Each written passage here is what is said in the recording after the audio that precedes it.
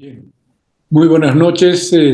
A nombre del grupo del Café Marcos Escudero les doy la bienvenida. Les agradecemos a todos ustedes por su presencia y especialmente a los expositores que esta noche nos van a acompañar y que van a referirse al problema de la calidad de la educación boliviana, tratando de responder a las preguntas que dicen las recientes evaluaciones de la calidad educativa debería hacerse para mejorar esta situación.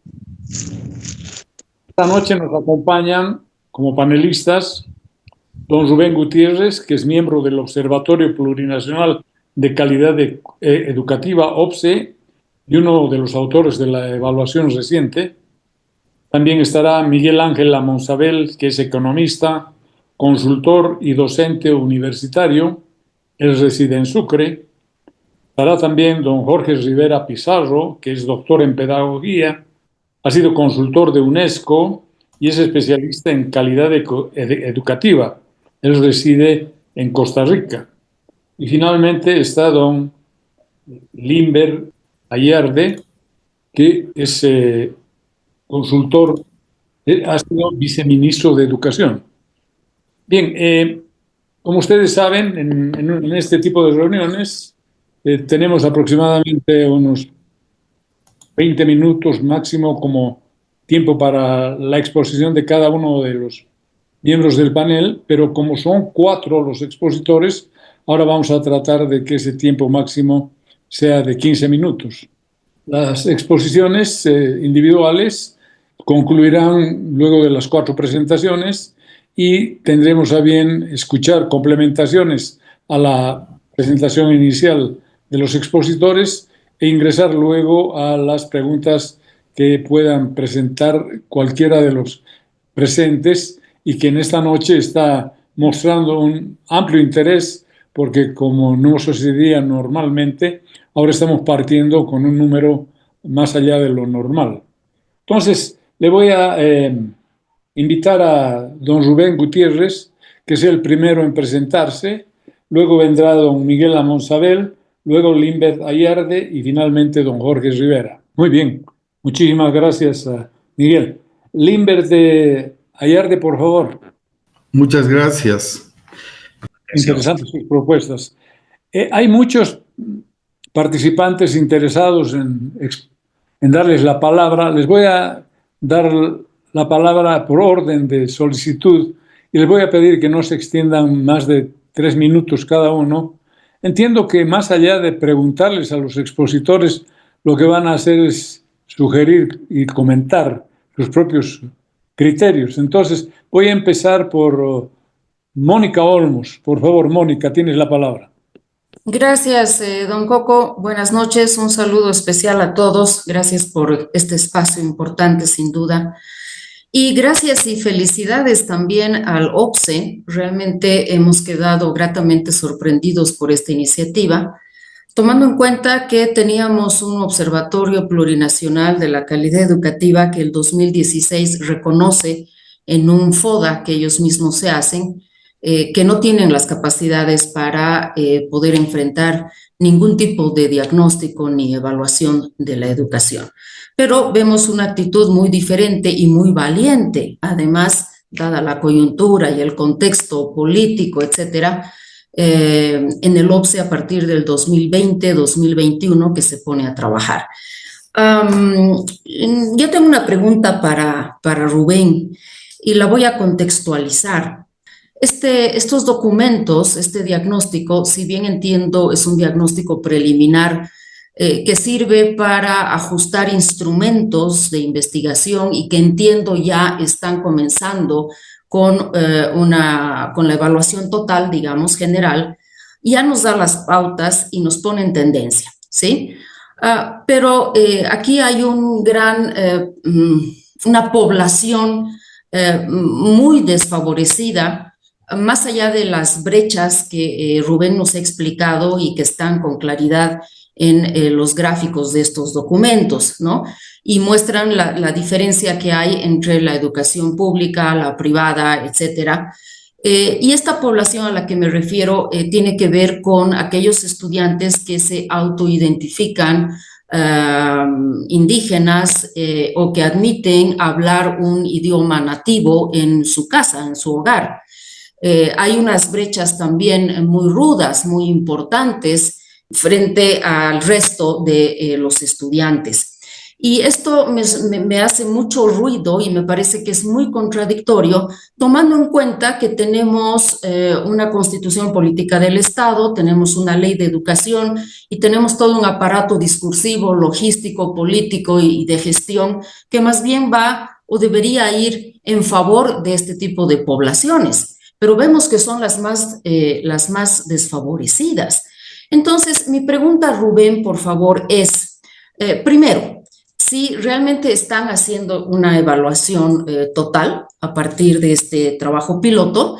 Y lo segundo, Rubén, es qué tipo de recomendaciones y de acciones ustedes van a sugerir al gobierno, específicamente al Ministerio de Educación, me imagino, para cambiar el estado de situación. Si bien ustedes lanzan algunas ideas y algunas conclusiones e identifican que estos resultados se entienden a partir de una lectura multifactorial, hay dos variables que me interesan mucho y es que admiten, ¿no? Identifican que hay incongruencias, le llaman, curriculares.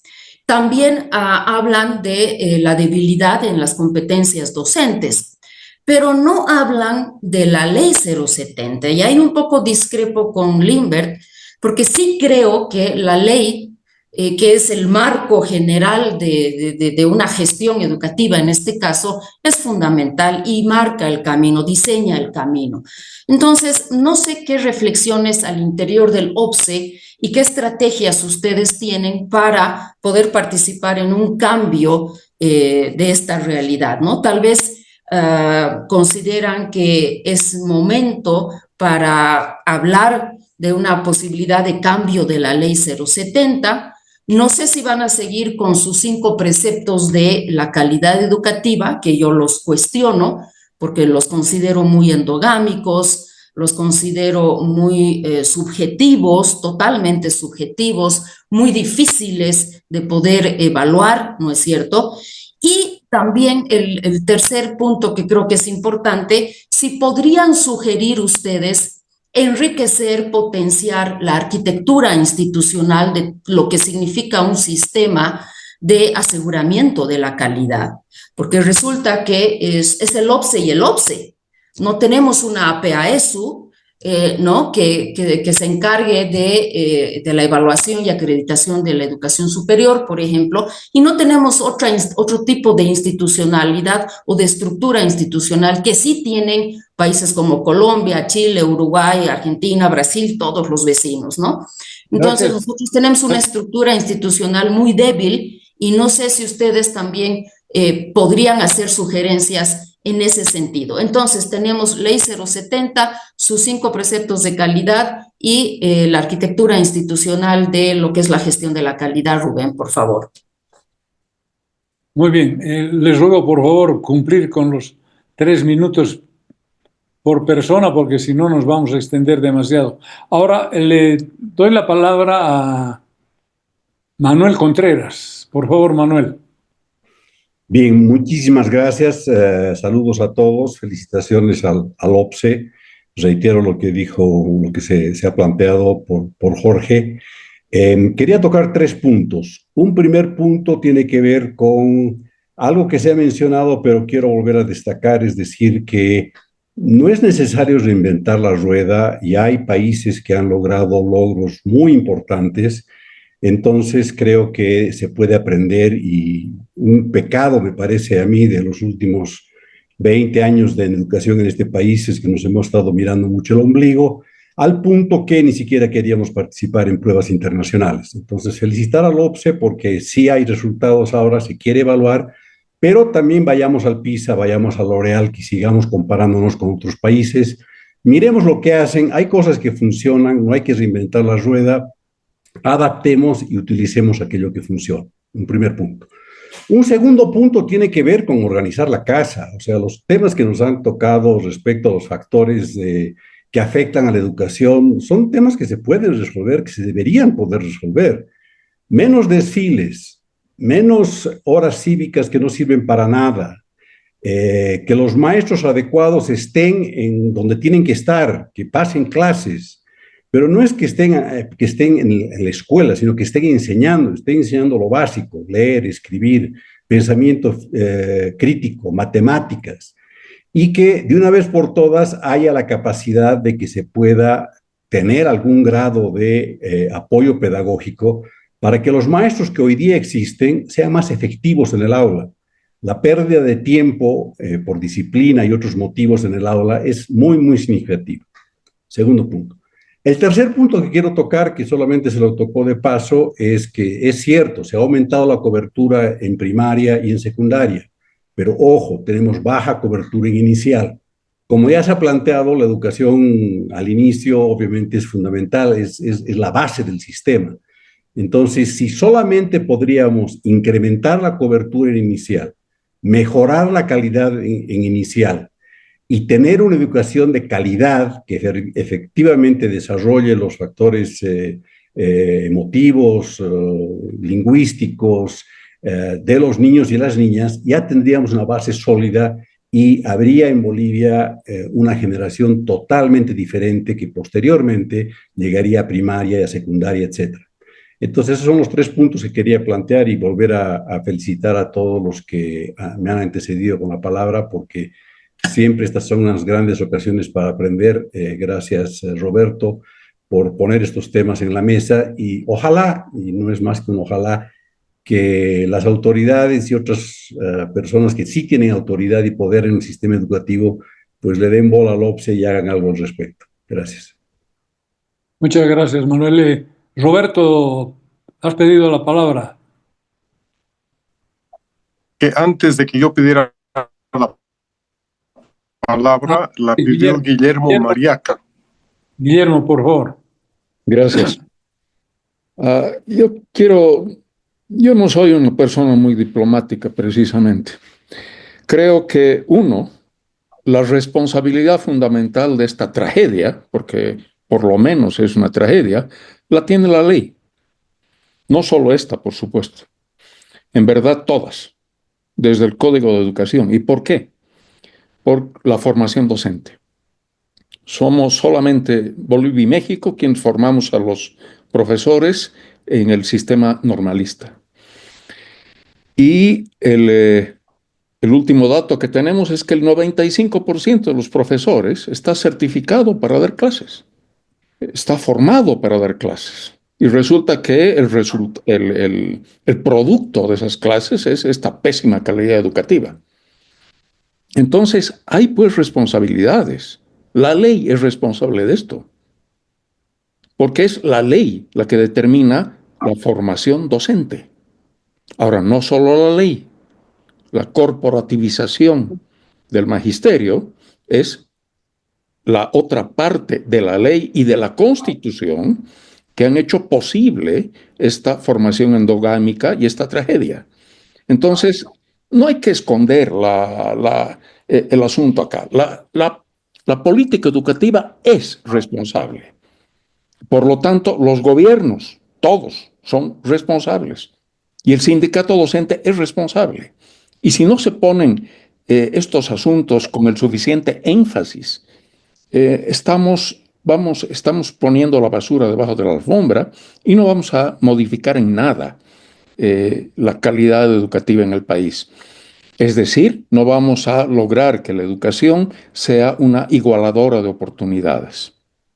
Y vamos a profundizar esta brecha que hay entre indígenas, rurales, públicos y privados, que ya es muy grave. Lo segundo, creo que hay una cosa en la que estoy de acuerdo con lo que ha dicho Jorge, porque lo primero, eso de que las políticas educativas son buenas, no, son pésimas. Y son pésimas por esta caracterización de la formación docente. Pero sí hay algo importante ahí. tenemos que intervenir ahora y hay que intervenir radicalmente en razonamiento verbal, en lectura y escritura. Radicalmente. Si no lo hacemos de esa manera, y ahora, inmediatamente, a partir del próximo año, este año no es posible, a partir del próximo año, con un nuevo gobierno, con otra clase de gobierno que encare el problema educativo en serio, y no como se lo ha hecho eso estos 70 años. Si no logramos que a partir del próximo año se haga este shock educativo en, cuando menos, lectura, escritura y algo de razonamiento lógico desde primaria, esta generación está perdida. Y si esta generación más la perdemos, estamos perdiendo 12 años. Y algo parecido sucede en la universidad. La universidad sigue siendo lo que es porque no hay ninguna exigencia. Ninguna. Esta es una de las, si no la única, una de las poquísimas universidades en América Latina en la que para ser profesor catedrático universitario se exige licenciatura, y licenciatura de bastante baja calidad. Por esto, en la universidad no hay certificaciones. El porcentaje de docentes con doctorado en la universidad, en la UNSA, no pasa de 12%, y es la UNSA. Y en el resto del país la situación es catastrófica. Entonces, hay que intervenir también en la universidad, radicalmente. Hay que subir la calidad educativa de la universidad y a los profesores hay que formarlos en un lugar raro, en una universidad pedagógica, donde estén los mejores profesores que den formación a la siguiente generación de docentes y además se refuerce, se modifique, se transforme, se intervenga en un grupo de profesores vigentes ahora que sean capaces de dar estos cursos, estas clases en algunos colegios experimentales, por lo menos uno por barrio en las ciudades y en algunas ciudades intermedias donde haya cierto grado de control. Muchas A mí gracias. lo que me preocupa, y con esto termino, es que no se está poniendo el acento donde hay que ponerlo. Se sigue diciendo, ay, no, está bien nomás, qué bien lo que ha hecho el OPSE. No, pues, el OPSE lo ha hecho hoy. ¿Por qué no lo ha hecho durante 20 años? Esto es responsabilidad también del gobierno. No podemos seguir poniendo la basura debajo de la alfombra. Gracias. Muy bien, muchas gracias. Walter Guevara, por favor, tiene la palabra. Bueno, yo creo que todos estamos conscientes que el diseño de un sistema educativo efectivo y eficiente no es ningún misterio. Hay muchos países que nos dan las soluciones, ¿no? Pero yo me animo a hacer una pregunta basada en una hipótesis sobre los 4 pilares del desastre educativo en Bolivia. De América Latina no voy a hablar. Por una parte, los maestros, los sindicatos de los maestros o el sindicato del magisterio básicamente pide incrementos salariales y disminución de trabajo. Y los gobiernos responden a eso para no perder apoyo político del magisterio, que tiene una tradición trotskista bien organizada, de lucha, etc. Los padres, por su parte, exigen pasar de curso a sus hijos a como dé lugar y buscan temas de ascenso social, obtener títulos, bachiller, licenciado, lo que fuera, ¿no? Y los alumnos no reciben estímulos de estudio intenso, de solución de problemas. También quieren pasar de curso sin trabajar. Finalmente, el 4º pilar del desastre es el gobierno, que para generar apoyo político o mantenerlo o no restarle, pues apoya este desastre del magisterio, de los padres y de los alumnos. Ahora, yo les quiero preguntar acerca de una solución radical que yo propondría para cualquiera que se anime a responder. Yo propondría que el momento en que nazca cualquier boliviano, sin distinción étnica, lingüística, regional, lo que tú quieras. Todos los bolivianos al momento de nacer reciben su título de bachiller y su título de licenciado. A partir de ese momento no tienen la exigencia de asistir al sistema educativo actual, ¿no? Pueden hacerlo o no hacerlo, pero hay una opción educativa con los mejores maestros que se consigan, que consiste en enseñanza en línea de alta calidad con estándares internacionales. Entonces, los que están buscando un título por ascenso social o por lo que sea, ya lo tienen de nacimiento. Y los que realmente tienen un estímulo, un deseo de aprender gratuitamente, pues lo harán en línea, porque ahora hay esta opción de aprender en línea, y ese programa en línea tendría estándares internacionales con los mejores profesores de Bolivia. Yo creo que si no se resuelve el tema de los 4 pilares del desastre, todas las brillantes sugerencias que se han hecho hoy día han de encontrar una obstrucción, un impedimento insalvable, porque hay este tema del magisterio, que son los supuestamente son los operadores del sistema educativo que solo quieren más sueldo y menos trabajo, los padres que quieren ascenso social, títulos que pasen a como dé lugar, los alumnos más o menos en lo mismo, y el gobierno que no quiere tocar las cosas para no perder apoyo político. Entonces, ¿qué les parece la solución que yo propongo? Gracias. Ok, muchas gracias. Gonzalo Flores, por favor. La parte del diagnóstico me pareció muy interesante, pero francamente casi me duermo porque han sido malas noticias esperadas. Es una narración diferente del mismo desastre, digamos, medido con un poco más de detalle. Pero de todas maneras, gracias, ha sido interesante. Lo que yo quisiera sugerir es que, dada la gravedad de este problema y sus repercusiones tan profundas, que se organice un evento especial para discutir alternativas de políticas.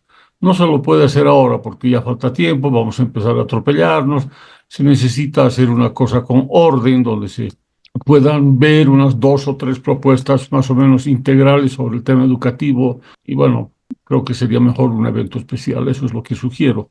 Y gracias nuevamente, y me despido, buenas noches. Muy buena idea y seguramente que lo vamos a hacer. Edgar Cadema, por favor. Gracias. De todas maneras, creo que es importante saludar el esfuerzo del OPSE porque nos refresca con información o nos ratifica la información que teníamos. Ahí están las evidencias del fracaso de la situación o de la mediocridad educativa en la que nos encontramos, puesto que eso está respaldado por datos. La verdad es que tengo mucho miedo en que en debates de esta naturaleza podamos discutir sobre las razones, las causas de los factores asociados que justifican o explican la situación en la que nos encontramos en este momento. Creo que la evidencia es tan fuerte que hay muy poco que discutir a ese nivel. Es decir, la situación es que más del 90% de nuestros estudiantes está aplazada. Esa es la realidad. Entonces vamos a tener que discutir tal vez entre que los estudiantes del sector rural se aplazan con un punto más que los estudiantes del sector urbano, etcétera, etcétera. Sí, ese tipo de detalle de análisis creo que me parece que hay que superarlo en este momento. La información es importante, pero no deberíamos entrar mucho en ese detalle, cosa que me parece que ha sido bien también en esta circunstancia. A lo que yo creo que hay que entrar es a ver qué es lo que se puede hacer desde la responsabilidad del magisterio y de las autoridades educativas aquí y ahora. Se trata de eso. Resumo yo una idea o unas ideas que las tengo desde hace muchos años, planteada en 6 palabras. Lo que hay que hacer creo que es más educación, mejor educación y nueva educación. No se trata de hacer secuencialmente, sino se trata de ver las prioridades que se tienen que hacer para ajustar en este momento el problema educativo, y creo que lo ha planteado muy bien Jorge, particularmente en muchos detalles, se pueden complementar con muchos otros. Coincido con el tema de la educación inicial, coincido con el tema de la formación docente, etcétera, etcétera, pero creo que hay que ver ahora también temas como el de la autonomía. Las autonomías deben empezar a aplicarse y plantearse realmente para que puedan tener cierto efecto en las decisiones de políticas educativas nacional como departamentales o locales que se puedan lograr. Hay un tema que hay que ver urgente y es qué es lo que sucede en esa caja negra del aula. Cuando entramos al aula, realmente ese es un secreto que solamente lo manejan los maestros. Yo he tenido oportunidad de hacer observación de aula en algunos establecimientos educativos y realmente he quedado sorprendido de lo que sucede ahí al interior, y es un tema que es de tratamiento urgente, y eso tiene que ver indudablemente con la formación docente y con lo que está sucediendo en la escuela y particularmente en el aula. Como ese tema y muchos otros más, creo que hay que evaluar el tema de la ley educativa. No digo que hay que cambiar, pero hay que evaluar radicalmente para ver qué es lo que tiene de positivo y qué es lo que tiene de negativo, porque ha sido una ley bastante ideologizada o en sus componentes ideologizados, y lógicamente ha sido después implementado con los criterios en el campo educativo. Creo que hay que ver el tema de redefinir el rol de los padres de familia en la escuela. Es decir, hay una intervención muy fuerte de los padres de familia, incluso que intervienen en las notas, en el nivel de las notas, con el cambio de maestros, etcétera, etcétera, que ahí tiene que regularse de alguna manera porque están dificultando la gestión, entre comillas, pongámosle, buena que debería hacerse en el colegio. Creo que hay que trabajar también con una estrategia de relación y trabajo conjunto con los medios de comunicación, porque por una parte la escuela está trabajando con sus temáticas y el currículum que tiene que desarrollar, pero por otra parte los medios masivos de comunicación están perturbando y están dificultando los procesos de aprendizaje de los estudiantes. En el campo administrativo creo que el problema no es de presupuesto. Un 8.5% del PIB es un monto bastante considerable, y creo que el tema es que se saluda esta cantidad de recursos, pero el tema está en la gestión, en la administración y saber en qué se está gastando esos recursos. Podríamos entrar en muchos otros temas más, y creo que hay que concluir con la necesidad de elaborar un plan o un diseño de las medidas de urgencia que hay que desarrollar en un breve término para completar o ir sentando las bases de medidas de mediano plazo que van a mejorar la educación, y sentar las bases. O sea, por ahí se ha señalado algún criterio de generar experiencias innovadoras en determinados lugares del país que sienten los criterios de lo que pueda ser una nueva educación. Ratifico más educación, mejor educación y nueva educación en un proceso simultáneo, y no dejar una cosa solamente después de la otra para de aquí a 20 años. Creo que es posible hacer eso si nos ponemos las pilas. Gracias. En el chat tenemos comentarios interesantes que les ruego vayan leyendo mientras escuchan la exposición de Ana Solares. Por favor, 3 minutos. Muchas gracias. ¿Se escucha? Sí, escuchamos. Muy bien, muy gentiles. Simplemente voy a aportar un par de cositas que me parecen necesarias.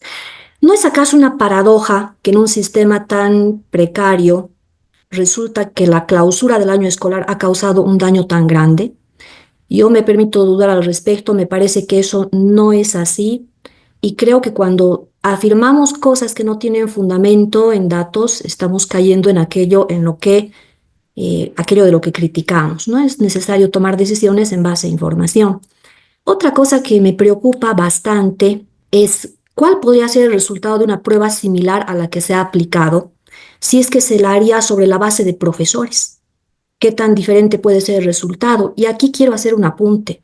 De repente pervive no solamente en la idea de los profesores, de la escuela como institución, y quién sabe de la medición de la calidad, la idea de que el estudiante tiene que ser una enciclopedia. Entonces no conozco a profundidad las pruebas que se han tomado, pero me permitiría plantear esta duda.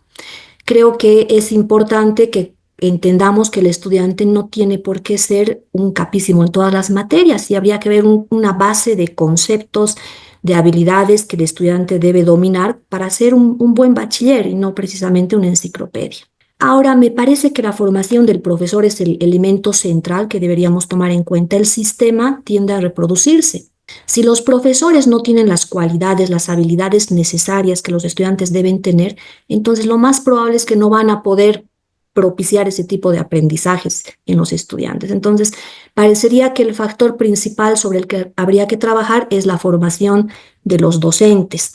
Ahora, yo quiero hacer un apunte. Tengo muchos años de trabajar en la universidad, también en colegios, haciendo asesoría, y se nota mucho la diferencia de un profesional licenciado en la universidad en comparación con aquel que sea licenciado en procesos desde la normal y posteriores niveles de licenciatura, pero que no han ido a la universidad pública. ¿Cuál es la diferencia? El profesional de la normal está formado como un bachiller, aplica procedimientos tipo estándar, tiene un pensamiento que es más rígido, tiene dificultades para producir información, para hacer investigación. Entonces, creo que esta es una debilidad importante que deberíamos atender.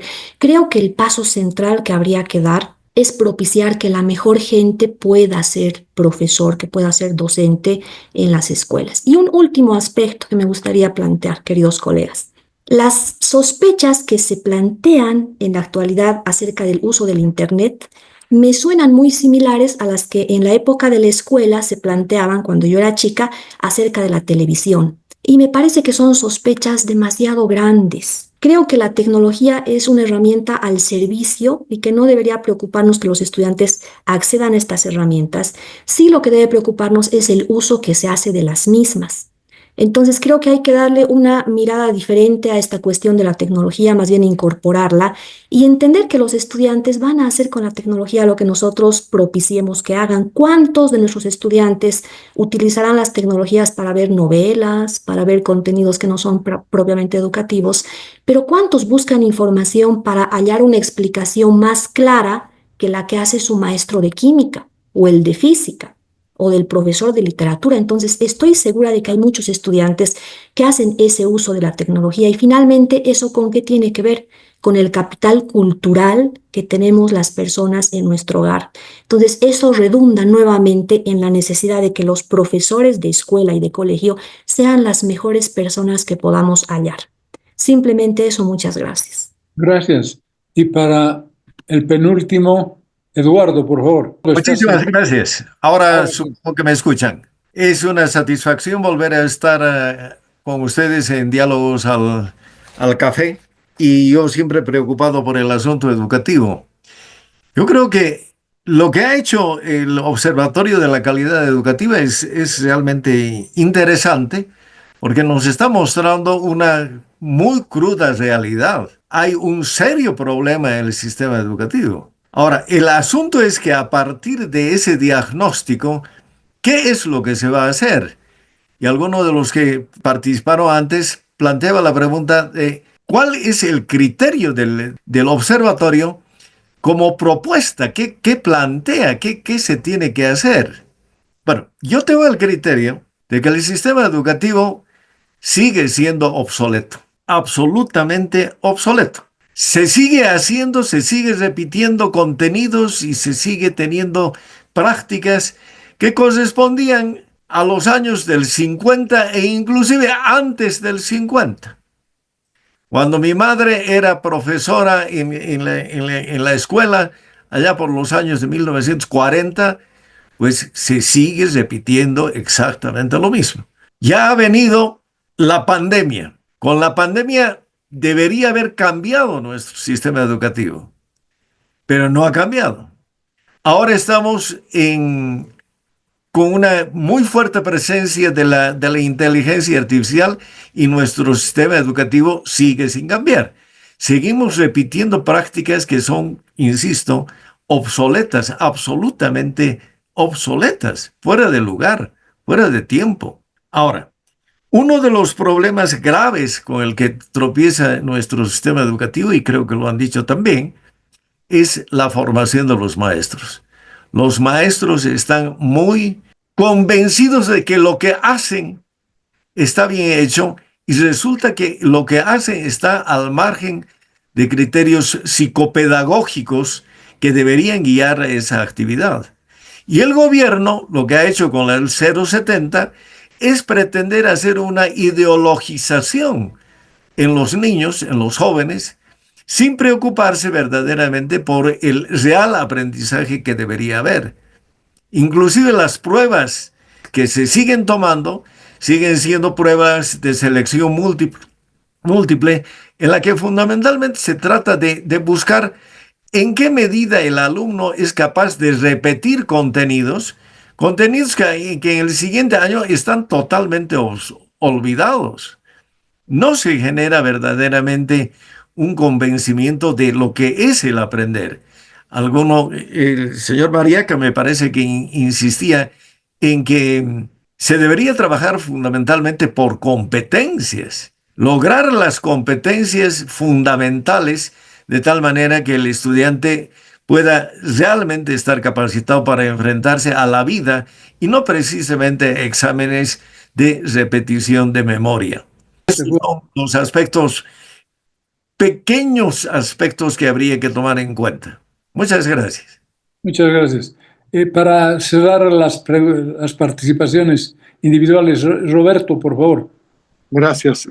Yo creo que el informe que nos ha presentado la OPSE nos muestra un estado, como decía Jorge Rivera, de catástrofe. Esto es una tragedia, lo ha dicho también Guillermo, es una catástrofe nacional y hay que tratarla como tal.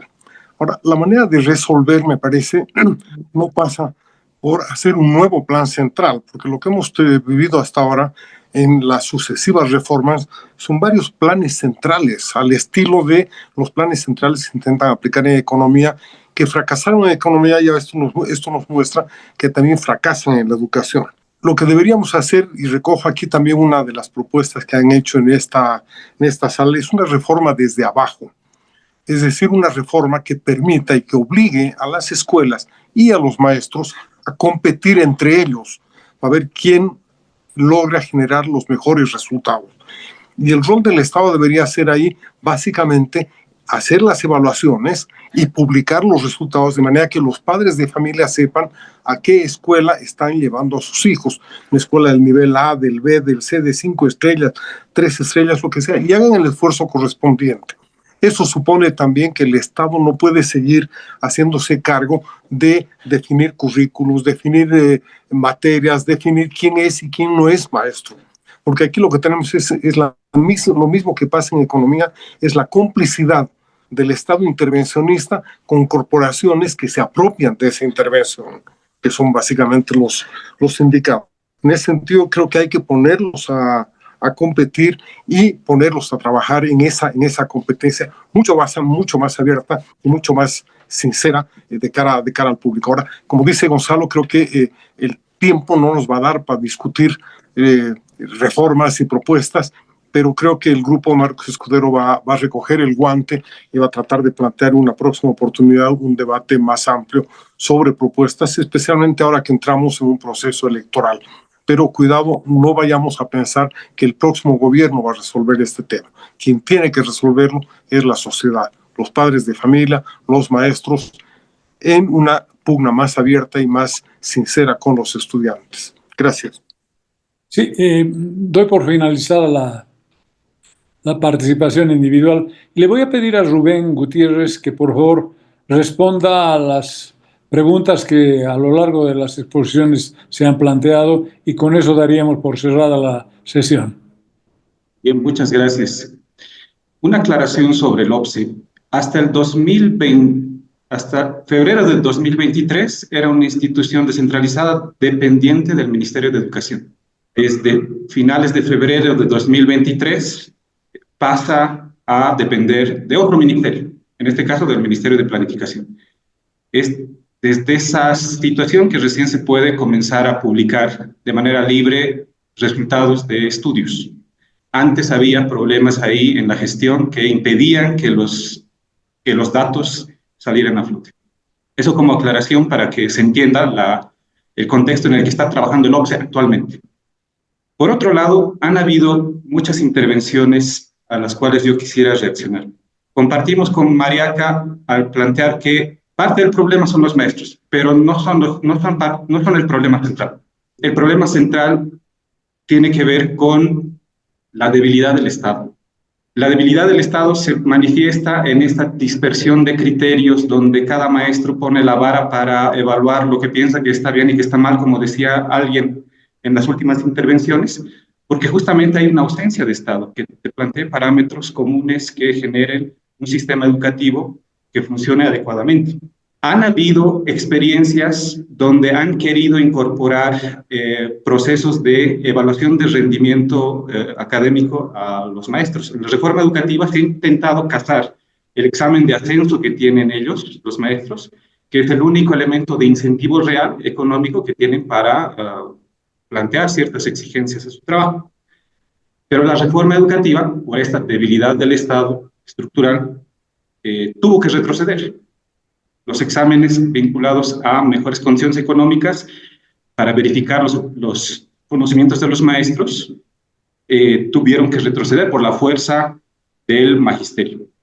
Entonces, aquí hay un tema, no va a haber cambios, como decían, sin poder generar algún acuerdo mínimo que también incorpora al magisterio para resolver los problemas que estamos planteando. Por eso estamos muy de acuerdo con Jorge Rivera en la idea de que se plantea un acuerdo nacional para que todos los actores se vinculen en función de un proyecto común de mejora de la situación educativa.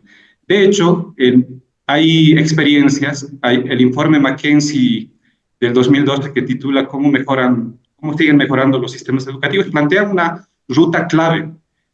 Primer punto de partida para mejorar, un informe que genere la interpelación social de que no podemos caer más bajo en el sistema educativo. Esta es la base para que se genere una cohesión entre todos que nos permita articularnos en función de un proyecto de mejora, incluidos los maestros.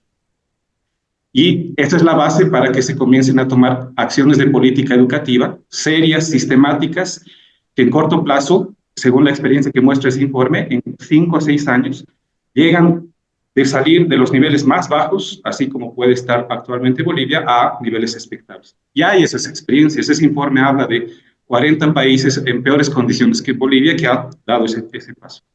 Ahora, decía que el maestro no es el problema central porque la gestión la hace el Ministerio de Educación, el Estado hace la gestión de todo ese cuerpo y aparato de maestros que tiene a nivel nacional. Quien tiene que plantear la dirección de priorizar los aprendizajes y los resultados educativos en el trabajo de los docentes es el Ministerio de Educación. Ahorita los incentivos que hace el Ministerio de Educación, que están vinculados al acceso de mejores puestos laborales en las antes llamadas normales o el examen de ascenso de categoría, simplemente están vinculados a conocimiento de ciertas normas o vinculados a la acumulación de títulos. Pero solamente se queda ahí lo que hace el Estado.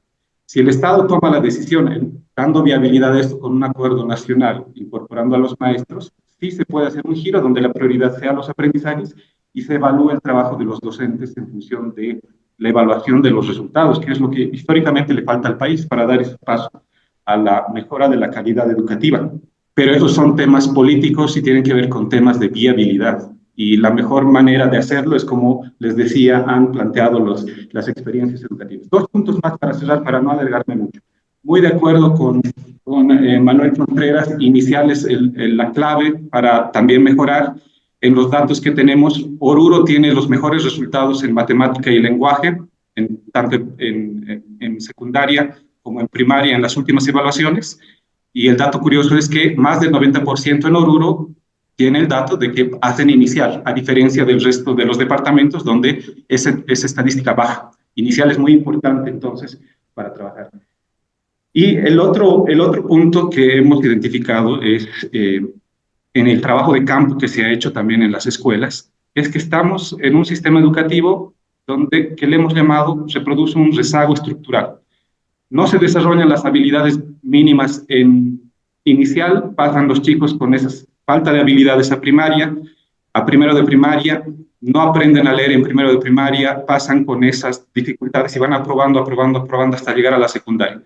no hay mecanismos de regulación y por eso es necesario incorporar un sistema de evaluación más riguroso. Inclusive, el tema de la reprobación, que ha sido satanizada por una perspectiva pedagógica, parece ser que reproduce más desigualdades el no tener límites claros, en este caso para retener a algunos estudiantes que no están adquiriendo las habilidades mínimas a largo plazo, que dejar que los niños sean retenidos y cubran esos vacíos de aprendizaje que se tienen. Parece ser que ese es un problema también que es necesario trabajar. Y para eso hay que darle más autoridad a los docentes también, que en estos últimos tiempos la han perdido. Y esto tiene que ver con el último punto para cerrar mi intervención. También tiene que ver con el debate de la perspectiva pedagógica con la que se está planteando los nuevos cambios que se quieren hacer. Ya en el mundo el debate está girando en el hecho de plantear que las perspectivas pedagógicas más laxas, más flexibles, centradas en el niño y todo este discurso que se ha ido planteando en las últimas décadas con mucha fuerza y que ha sido discurso hegemónico. En Bolivia la reforma educativa es la primera que ha incorporado toda esta lógica constructivista, ha relajado todos los sistemas educativos y ha hecho perder, ha contrapuesto metodologías sobredimensionándose en contra de los contenidos. Lo que se está mostrando en la investigación actualmente es que el problema de los sistemas educativos es que no priorizan los conocimientos. No priorizan los conocimientos, no se trabaja adecuadamente los contenidos y se trabajan otras cosas actualmente en los sistemas educativos. Priorizar los conocimientos tiene que ver con recuperar claves como mayor esfuerzo para aprender, disciplina, y algunas claves que tenía la escuela tradicional que han sido desechadas por una visión muy radical de las pedagogías nuevas que se han incorporado en este último tiempo. Son temas que hay que discutir, pero en función de lo que preguntaban, por ahí van los debates del OPSE que están haciendo en la perspectiva de plantear propuestas. Bien, muchísimas gracias, Rubén. Ha sido importante tu participación. Agradecemos también a Miguel Almonzabel, a Limber Dayarde, a Jorge Rivera, a Guillermo Mariaca y a todos los que han usado la palabra. Ha habido una participación como en ningún otro café. Les agradecemos por toda su participación y los invitamos al próximo viernes con otro tema en la sesión de Marcos Escudero. Buenas noches.